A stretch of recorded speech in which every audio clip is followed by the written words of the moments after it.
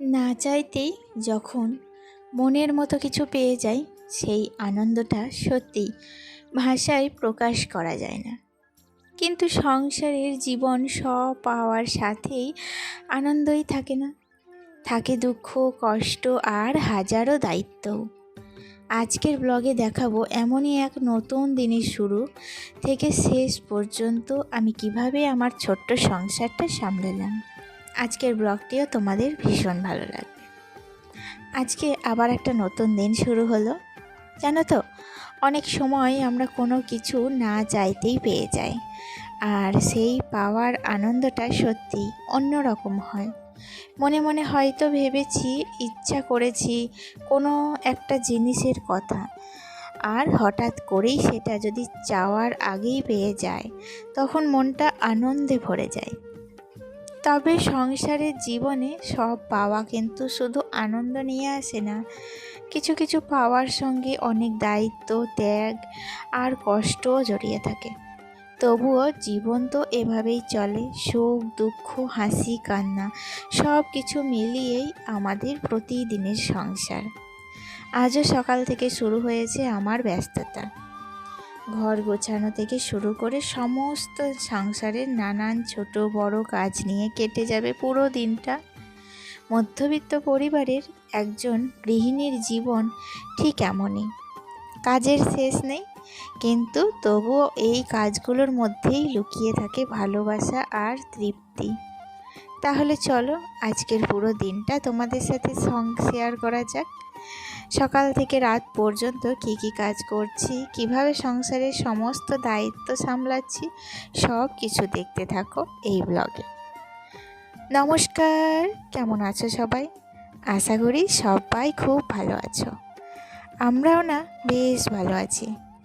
আমি সুমি। আজকে আমার আরও একটি নতুন ব্লগে তোমাদের সবাইকে অনেক অনেক স্বাগত জানাই। চারিদিকের পরিবেশ দেখে মনে হচ্ছে বর্ষা যেন একেবারে দরজায় কড়া নাড়ছে। সকাল থেকে আকাশটা মেঘে ঢাকা, আর বাতাসেও সেই বর্ষার আমেজ। এই সময়টা যেমন দেখতে সুন্দর লাগে, তেমনি আমাদের মতো গৃহিণীদের জন্য কাজের অসুবিধাও অনেক বেড়ে যায়। জানো তো, সংসারের বেশিরভাগ কাজই কিন্তু বাড়ির বাইরে করতে হয়, বিশেষ করে কলপাড়ে। আমাদের সকাল থেকে রাত পর্যন্ত কত কাজ, আর আমার কলপাড়ের অবস্থা এমন যে বৃষ্টি শুরু হলে ভিজে ভিজেই কাজ করতে হয়। কিন্তু বৃষ্টি হলেই তো আর সংসারের কাজ থেমে থাকবে না। যতই অসুবিধা হোক, সব কাজ সময় মতো করতেই হয়। তাই সব সময় চেষ্টা করি বৃষ্টি নামার আগেই যতটা সম্ভব কাজ গুছিয়ে নিতে। যদিও সব কাজ ঘরের ভেতরে করা যায় না, তবুও সুযোগ পেলেই কিছু কাজ ঘরের মধ্যেই শেষ করার চেষ্টা করি। আজকেও সকাল থেকেই আকাশটা মেঘলা ছিল, ভোরের দিকে হালকা বৃষ্টিও পড়ছিল, তাই কাজ করতে একটু সমস্যাই হচ্ছিল। কিন্তু সেই বৃষ্টির মধ্যেই প্রয়োজনীয় সব কাজ সেরে নিয়েছিলাম। সংসারের দায়িত্ব তো আর অপেক্ষা করবে না, তাই আবহাওয়া যেমনই হোক কাজ করতেই হবে। আর সেই কারণেই আজকে সকাল থেকে ক্যামেরা অন করতে পারিনি। কাজের ব্যস্ততায় পুরো সকালটাই কেটে গিয়েছে। প্রায় 11টার সময় একটু ফাঁকা হয়ে আজকের ব্লগ শুরু করার সুযোগ পেলাম। তাহলে চলো আজকের এই মেঘলা দিনের সমস্ত কাজকর্ম, ব্যস্ততা আর আমার সংসার সামলানোর গল্প তোমাদের সাথে শেয়ার করি। আশা করি আজকের দিনের ব্লগটাও তোমাদের বেশ ভালো লাগবে। জানো তো, বর্ষাকাল আসলেই আমার বাড়িতে একটা বড় সমস্যা শুরু হয়ে যায়। ঘরের মেঝেগুলো কেমন যেন সব সময় একটু জল জল করে থাকে। কেন এমন হয় জানি না, তবে এই সমস্যাটাই প্রত্যেকটা কাজ করতে বেশ অসুবিধা হয়। বিশেষ করে রান্নাঘরে দাঁড়িয়ে রান্না করার সময় পায়ের নিচে কেমন ভেজা ভেজা অনুভূতি হয়। বারবার মনে হয় যেন মেঝেটা পুরোপুরি শুকোচ্ছে না। আর শুধু রান্নাঘর নয়, ঘরের অন্য জায়গাগুলোর অবস্থাও প্রায় একই রকম। একবার ঘর মুছে দিলেই তো কাজ শেষ হয়ে যায় না। বর্ষাকালে ঘর শুকাতেই অনেক সময় লাগে, তাই আমি সাধারণত ঘর মোছার পর ফ্যান চালিয়ে দিই, যাতে মেঝেটা একটু তাড়াতাড়ি শুকিয়ে যায়। তবুও অনেক সময় ভেজা ভাবটা থেকেই যায়। আসলে সংসার জীবনে প্রতিটা ঋতুরই আলাদা আলাদা চ্যালেঞ্জ আছে। বর্ষাকালে যেমন স্যাঁতসেঁতে ভাব, কাপড় শুকানোর সমস্যা আর বৃষ্টির ঝামেলা থাকে, ঠিক তেমনই গ্রীষ্মকালে থাকে প্রচণ্ড গরম আর ঘাম। আবার শীতকালে অন্যরকম অসুবিধা। তবে ঋতু যেমনই হোক না কেন, সংসারের কাজ কিন্তু থেমে থাকবে না। প্রত্যেক দিন নতুন নতুন সমস্যার সঙ্গে মানিয়ে নিয়েই আমাদের এগিয়ে যেতে হয়। এটাই তো সংসার জীবনের বাস্তবতা। সুখ দুঃখ, সুবিধা অসুবিধা সব কিছু মিলিয়েই আমাদের প্রতিদিনের পথ চলা।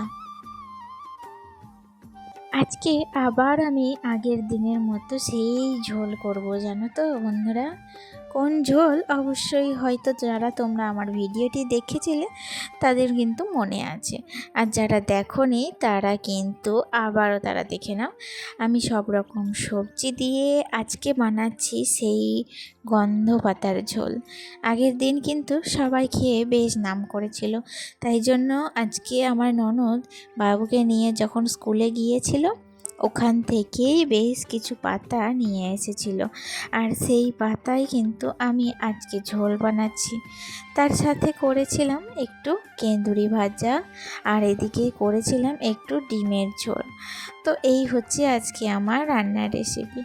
তাড়াতাড়ি করে রান্না কমপ্লিট করে নিয়েছিলাম, তারপরেই এসেছিলাম কলতলায় বাসনগুলো মাজতে। জানো তো, রান্না বান্না করার পরেও কিন্তু সংসারে হাজার একটা কাজের সমস্যা থাকে। আমার মতো যারা গৃহিণী আছেন তারা কিন্তু অবশ্যই কাজের মর্মটা বোঝে।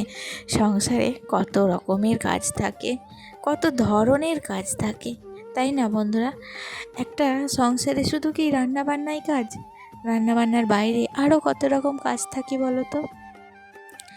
আমরা যারা গৃহিণী তারা কিন্তু এক স্বস্ত নিঃশ্বাস নেবার সময় পায় না, নিজের প্রতি যত্ন নিতে পায় না।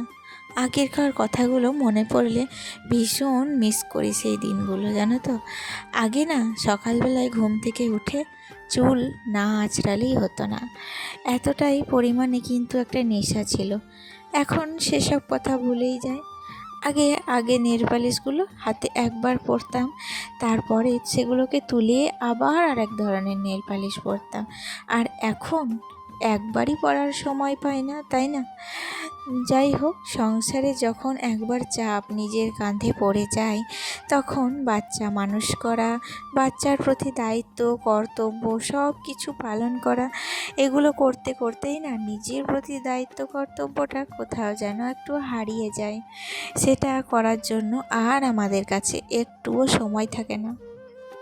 যখন সংসারের সমস্ত কাজ কমপ্লিট হয়ে যায় তারপর ভাবি নিজের জন্য একটুখানি সময় বের করে নিজের যত্ন করব, কিন্তু এত কাজের পর শরীরটা কিন্তু আর সায় দেয় না, জানো তো।